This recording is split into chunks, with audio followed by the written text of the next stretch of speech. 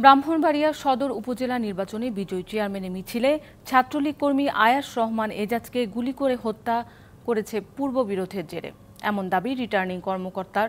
এ ঘটনায় জড়িত অভিযোগে বহিষ্কার করা হয়েছে আরেক ছাত্রলীগ কর্মী হাসান আল ফারাবী জয়কে। দোষীদের দৃষ্টান্তমূলক শাস্তি চেয়েছে নিহতের স্বজনেরা।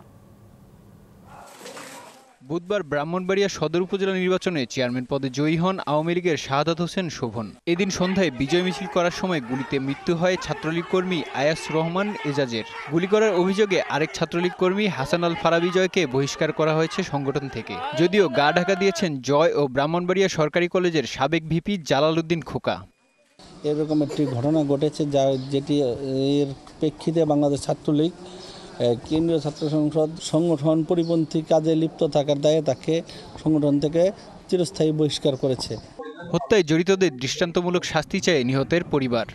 আমি তো বিচার অবশ্যই চাই, এর বিচার জন্য যারা এর প্রকৃত দোষী এর জন্য সর্বোচ্চ শাস্তিটা পায়।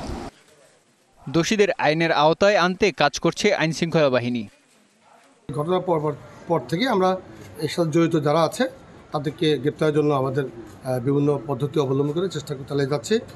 তারা যেখানে থাকুক আমরা আমাদের যে বিভিন্ন প্রক্রিয়ার মাধ্যমে প্রযুক্তি সহযোগিতা সহ বিভিন্নভাবে আমরা কাজ করে আমরা তাদেরকে আইনের আওতায় নিয়ে আসবো। রিটার্নিং কর্মকর্তার দাবি, পূর্ববিরোধের জেরেই এই হত্যাকাণ্ড, এর সাথে নির্বাচনী সহিংসতার কোনো সম্পর্ক নেই। এই বিষয়টি আমাদের নির্বাচন কেন্দ্রিক নয়। আমি যতদূর খবর পেয়েছি বা আমরা যতদূর আমাদের ইন্টেলিজেন্সের তথ্য অনুযায়ী আমাদের কাছে তথ্য এসেছে, সেটি হলো নির্বাচন পরবর্তী বিজয় উল্লাস করতে গিয়ে হয়তো তাদের মধ্যে এই ঘটনাটি ঘটেছে বা পূর্ব শত্রুতার জের ধরে এক বন্ধু আরেক বন্ধুকে এরকম গুলিবিদ্ধ করেছে। প্রকাশ্যে গুলি করে হত্যার ঘটনায় আতঙ্ক বিরাজ করছে এলাকা জুড়ে।